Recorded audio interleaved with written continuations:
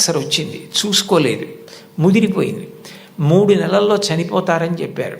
ఆయన తన భార్య దగ్గరికి వెళ్ళి అడిగింది ఏంటంటే, ఈ 3 నెలలు నేను చనిపోతానన్న విషయం పిల్లలకి చెప్పద్దు, వాళ్ళు ఏడిస్తే నేను చూడలేను, నేను చనిపోయాక వాళ్ళు ఎటు ఏడుస్తారు, అప్పుడు నేను ఆపలేను, నేను బ్రతికుండగా వాళ్ళు ఏడవడం నేను చూడలేను, కాబట్టి నేను చనిపోతాను 3 నెలల్లో అన్న విషయాన్ని మాత్రం నా పిల్లలకి చెప్పద్దని రాత్రింబవళ్ళు హక్కున చేర్చుకొని మా భవిష్యత్తు కోసం ఇంకా కష్టపడి అంత జాగ్రత్తగా వ్యవస్థ చేసి 3 నెలల తర్వాత ఆయన మరణిస్తారని తెలిసి చిట్ట చివరి కాలంలో ముగ్గురిని దగ్గర పెట్టుకుని చెప్పకుండా అంత ప్రేమ చూపించి కన్నుల నీరు కారుస్తూ ముగ్గురి వంక గుడ్లు తిప్పుతూ ప్రాణం వదిలేశారు ఆయన.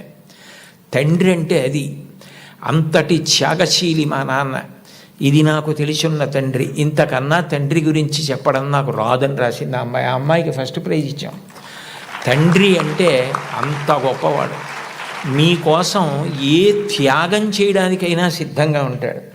అబ్రహాం లింకన్ గారు అమెరికాకి అధ్యక్షుడైన తర్వాత మొట్టమొదటిసారి సినేట్లో సభ ఏర్పాటు చేసి పారిశ్రామికవేత్తల్ని, ధనవంతుల్ని అందరినీ పిలిచి దేశాభివృద్ధి కొరకు వారు విరివిగా పెట్టుబడులు పెట్టవలసిన అవసరం గురించి ప్రసంగం చేస్తున్నారు.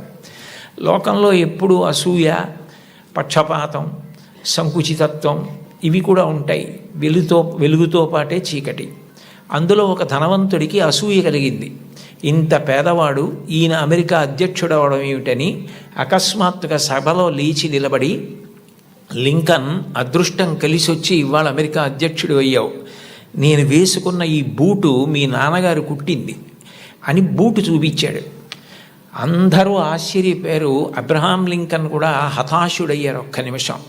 కానీ వెంటనే ఆయన తేరుకుని తాను కూర్చున్న కుర్చీలోంచి లేచి నిలబడి ముకుళిత హస్తాలతో ఆ పారిశ్రామికవేత్తకి నమస్కారం చేసి, మీరు నాకు మహోపకారం చేశారు, ఇంత కష్టపడి పెంచి మా నాన్నగారు పెద్ద చేసి ఉండకపోతే ఇవాళ నేను అమెరికా అధ్యక్షుడిని అయ్యేవాడిని కాను. నేనే స్మరించవలసింది మా నాన్నగారిని. నేను స్మరించకపోయినా మీరు గుర్తు చేశారు. నిజమే, మా నాన్నగారు బూట్లు కుట్టేవారు, నాకు కూడా నేర్పారు బూట్లు కుట్టడం, చెప్పులు కుట్టడం. ఎప్పుడైనా మీ బూటు మీకు వదులైపోతే నాకొక్క ఫోన్ చేయండి, నేను అమెరికా అధ్యక్షుడినైనా ఆయన కొడుకుని. ఆయన కుట్టిన బూటుకి మరమ్మత్తు చేయడం నా అదృష్టంగా భావించి మీ ఇంటికి వచ్చి మరమ్మత్తు చేసి వెడతాను. అది నా తండ్రికి నేను ఇవ్వగలిగిన కితాబ్ అన్నారు. సభ అంతా కరతాళ ధ్వనులు మారిమోగిపోయింది. అది తండ్రికి అబ్రహాం లింకన్ ఇచ్చిన గౌరవం.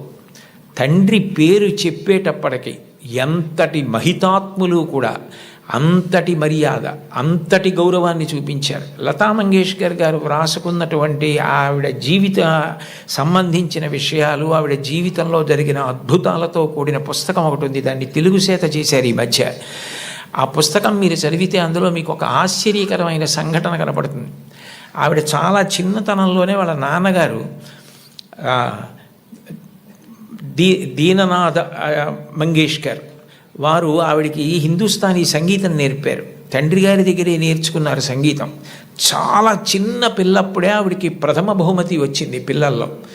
దిల్ రుబా అని సంగీత పరికరాన్ని ఆవిడికి ఆ రోజుల్లో బహుమానంగా ఇచ్చారు. ఆవిడ ఎంతో అపూర్వంగా తెచ్చి పిల్లకి మొట్టమొదట వచ్చిన బహుమానం కాబట్టి ఇంట్లో పెట్టుకుని దాన్ని అత్యంత విలువగా చూస్తూ ఉండేవారు.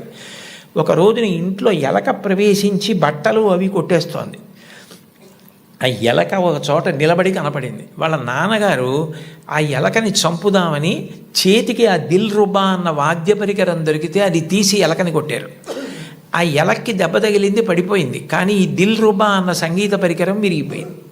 ఈ పిల్ల ఏడుపు మొదలుపెట్టింది. లతా మంగేష్కర్, నాకు వచ్చిన మొదటి బహుమతి ఈ పరికరం, మీరు విసిరేశారు ఎలక మీదకి, విరిగిపోయిందని.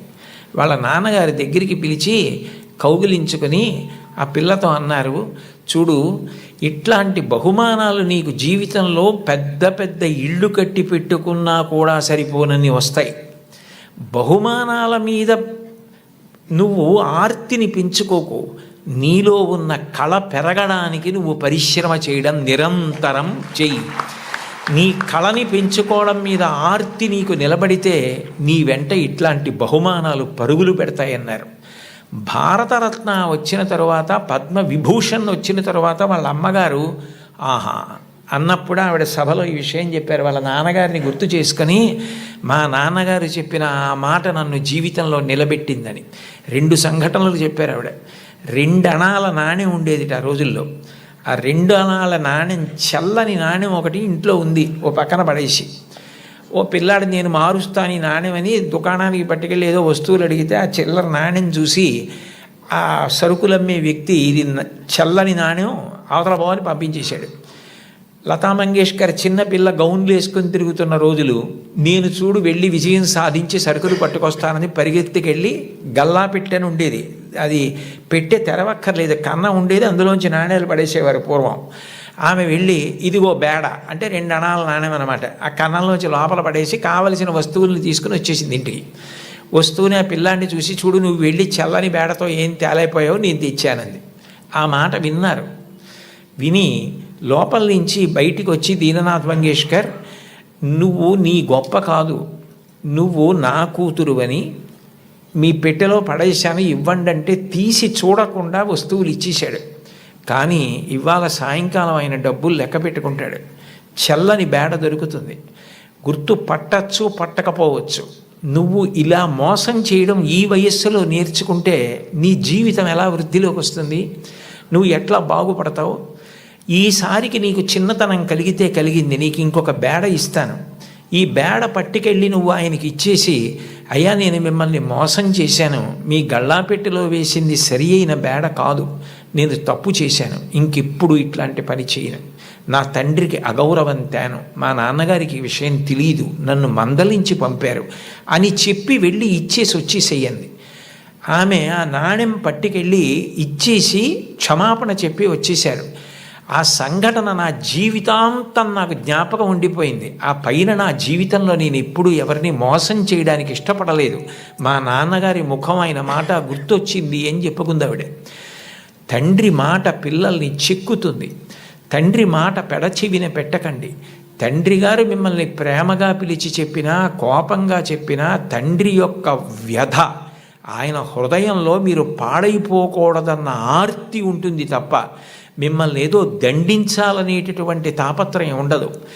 తండ్రి మిమ్మల్ని ఎప్పుడు ఏ మాట అన్నా దాన్ని ప్రేమతో, నాన్నగారు తప్ప ఎవరంటారు ఇట్లా, ఆయనకి తప్ప అధికారం ఎవరికి ఉంది, మా అమ్మకి తప్ప ఎవరికి ఉంది అధికారం అని మీ అమ్మగారి మాట, నాన్నగారి మాట వినడం మీరు నేర్చుకోండి.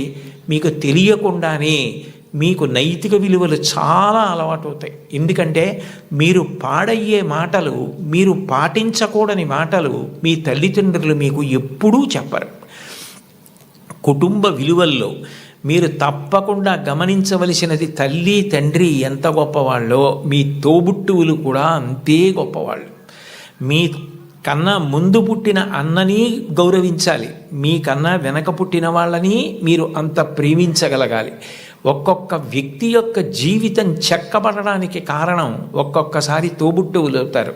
Playing it in my way అని సచిన్ టెండూల్కర్ ఒక పుస్తకం రాశారు.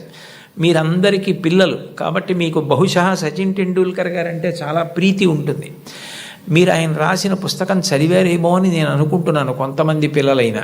అందులో ఆయన ఒక విషయం రాశారు.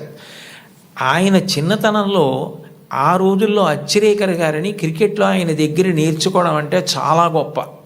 అచ్రేకర్ గారి దగ్గర క్రికెట్లో శిక్షణ పొందడం కోసం టెండూల్కర్ గారు వెళ్ళినప్పుడు ఆయన్ని తీసుకెళ్ళింది ఆయన అన్నగారు అజిత్. అచ్రేకర్ టెండూల్కర్ని నిలబెట్టి కొన్ని బాల్స్ బౌలింగ్ చేయించి ఏది ఆడు అన్నారు. అస్సలు సరిగా ఆడలేకపోయారు టెండూల్కర్. ఆడలేకపోతే వెంటనే గురువుగారు అచ్రేకర్ చూసి, అబ్బాయి ఈ పిల్లవాడు ఇంకా సరిపోడు, వచ్చే వేసంకాలం సెలవుల్లో తీసుకురండి అన్నారు. అన్నగారు అజిత్ పరిగెత్తుకుంటూ అచ్రేకర్ దగ్గరికి వెళ్ళి, కాదు కాదు, మా వాడి వ్యక్తిత్వంలో ఒక బలహీనత ఉంది, వాడు చాలా మొహమాటస్తుడు, సిగ్గు, భయం, బిడియం, మీరు చూస్తున్నారన్న బిడియంతో ఆడలేకపోయాడు.